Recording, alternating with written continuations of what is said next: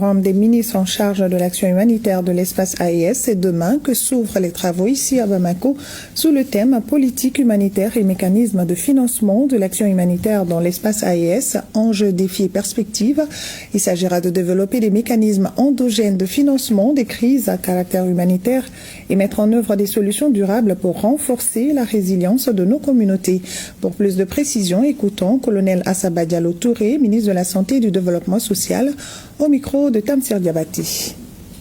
Les États du Liptako Gourma en général et ceux de l'AES en particulier traversent depuis 2012 une crise sécuritaire, entraînant une situation humanitaire qui a durement affecté nos communautés. Ainsi, sous le haut patronage du général d'armée Assimi Goïta, président de la Confédération des États du Sahel, et la présidence du général de division Abdoulaye Maïga, Premier ministre, chef du gouvernement, le Mali organise le premier forum des ministres chargés de l'action humanitaire de l'espace AES.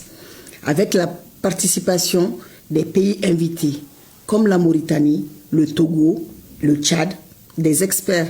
de l'humanitaire et les partenaires du développement. Le forum qui a pour thème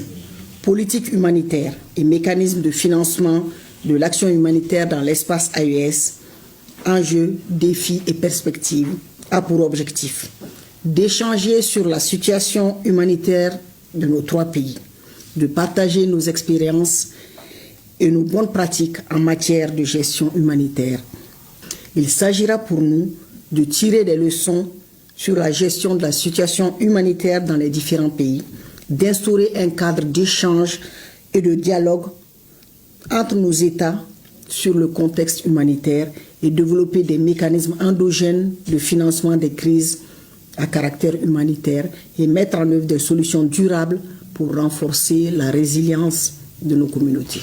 Les acteurs se doivent de mutualiser les moyens et les ressources pour plus d'efficacité dans nos interventions et surtout de faire du nexus humanitaire développement, paix et sécurité une réalité dans notre sous-région.